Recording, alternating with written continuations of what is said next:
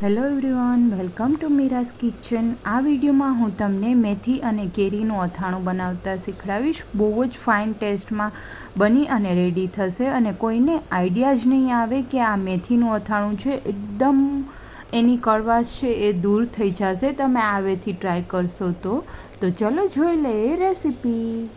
અત્યારે મેં આવી રીતના મોટી જારીવાળી કેરી લઈ લીધી છે અને આપણે વોશ કરી લેવાની છે અને અત્યારે મેં કેસર કેરીનો જ યુઝ કર્યો છે.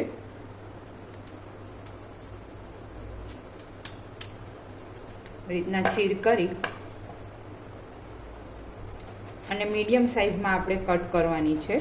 બહુ મોટી સાઇઝ બી નહીં અને સાવ નાની સાઇઝ બી નહીં, કેમ કે મેથી હારે આપણે આને યુઝ કરવાના છીએ એટલા માટે.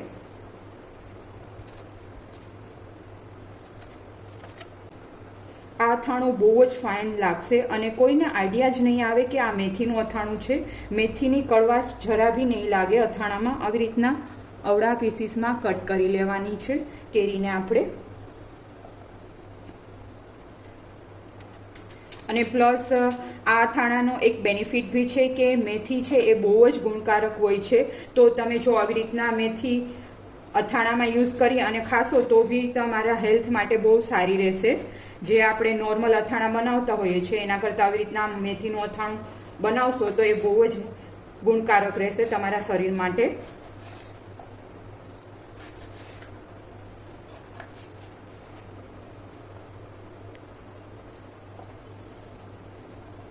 તો આવી જ રીતના બધા આપણે કેરીને કટ કરી લેવાની છે. તો આવી રીતના કટકા કરી લીધા છે કેરીના. હવે એક બાઉલમાં આપણે એડ કરી દઈશું.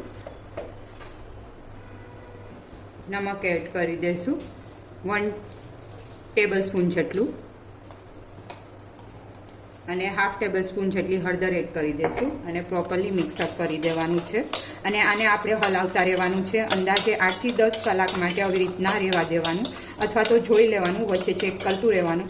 નિમક પ્રોપરલી કેરીમાં મિક્સઅપ થઈ જાય એટલે પરફેક્ટ થઈ ગયું છે પછી જ સૂકવવાનું. ત્યાં સુધી આપણે નિમકમાં રહેવા જ દેવાની છે કેરીને. બહુ ખારી બી ના થવી જોઈએ. કેરી મીડિયમ ખારી થાય એટલે આપણે એને રિમૂવ કરી લઈશું. હવે એક બાઉલ લઈ લઈશું અને એમાં આવી રીતના આખી મેથી બજારમાં ઇઝીલી તમને મળી જશે એ એડ કરી દેવાની છે. નાની એક વાટકી અત્યારે એડ કરી દીધી છે. આને 2-3 પાણીથી વોશ કરી અને ઓવરનાઇટ માટે પલાળી દઈશું. તો અત્યારે નિમક હળદર ચડી ગયું છે કેરીમાં પ્રોપરલી. હવે આને આપણે સૂકવી લઈશું. એક કોટનનું કાપડ લઈશું ને આવી રીતના એક કેરી આવી રીતના અલગ અલગ રાખી દઈશું અને સૂકવી લેવાની છે. અને આને ફેન નીચે જ આપણે સૂકવવાની છે. પાણી છે ઉપર જે દેખાય છે એ એકદમ સુકાઈ જશે.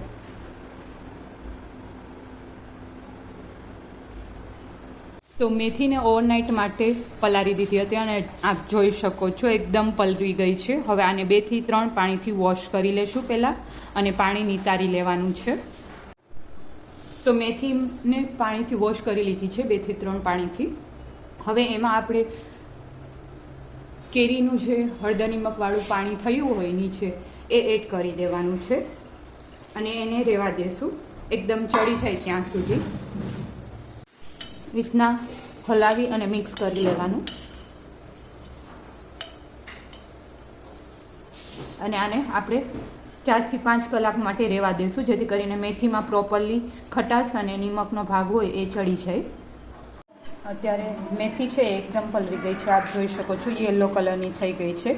તો આમાં નિમક અને હળદર અને જે ખટાશનો ભાગ હોય એ ચડી ગયું છે મેથીમાં. અંદાજે મેં 4 થી 5 કલાક માટે રહેવા દીધું હતું.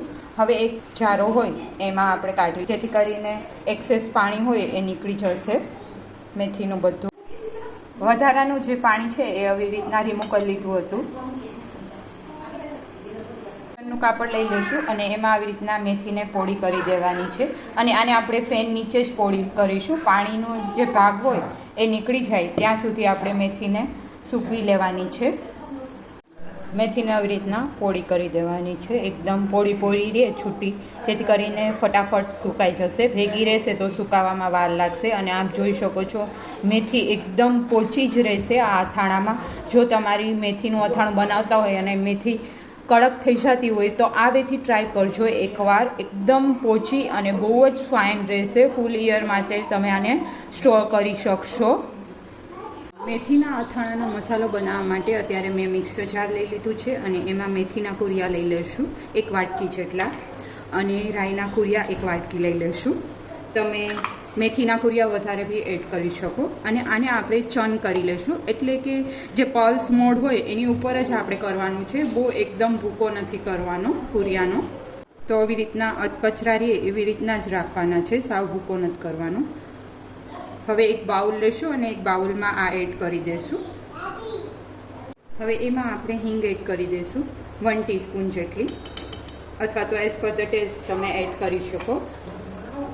અને પીંચ ઓફ હળદર એડ કરીશું.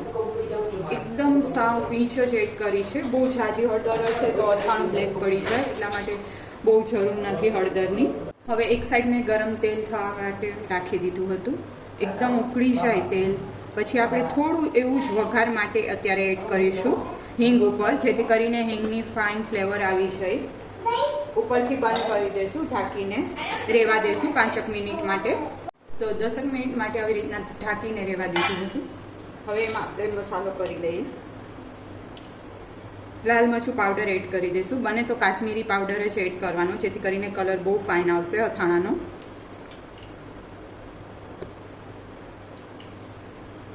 થ્રી ટેબલસ્પૂન જેટલું લાલ મરચું પાવડર એડ કર્યું છે.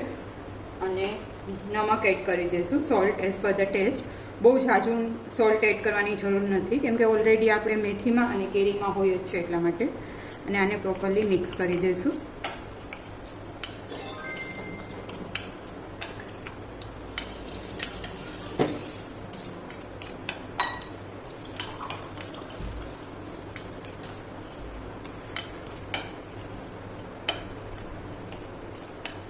તો આવી રીતના તમે ક્યારેય મેથીનું અથાણું ટ્રાય ના કર્યું હોય તો આ રીતના ટ્રાય કરજો. મેથી એકદમ પોચી રહેશે, અને પ્લસ આપણે નોર્મલી મેથી ના ખાતા હોઈએ પણ આવી રીતના તમે અથાણું બનાવી અને મેથી ખાઈ શકશો.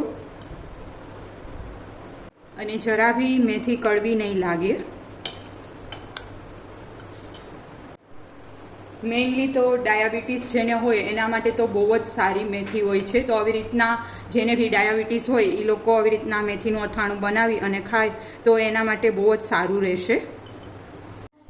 તો અત્યારે મેથી એકદમ સુકાઈ ગઈ છે, આપ જોઈ શકો છો. અને કડક ના થવી જોઈએ મેથી, બસ ખાલી પાણી સુકાઈ જાય એટલી જ સૂકવવાની છે. આપ જોઈ શકો છો દાણો તો મોટો જ છે મેથીનો. હવે એને આપણે આ મસાલામાં એડ કરી દઈશું.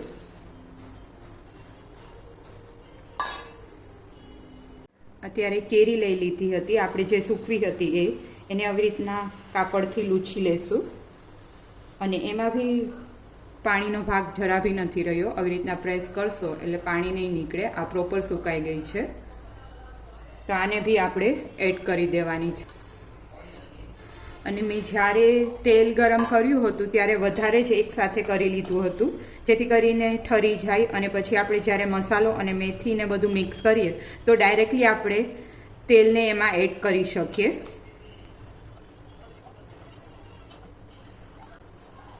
એકદમ ફાઇન અથાણું બની અને રેડી થશે. હવે આમાં આપણે તેલ એડ કરી દઈશું અને પ્રોપરલી મિક્સ કરી દેવાનું છે. હવે આને એક જારમાં આપણે ભરી લેશું અને ઉપરથી તેલ એડ કરી દેવાનું છે. આને તમે બહાર જ રાખી શકશો આખું ઈયર માટે. ફૂલ ઈયર માટે તમારે બહાર જ રાખશો તો બી બગડશે નહીં અને બહુ જ ફાઇન રહેશે.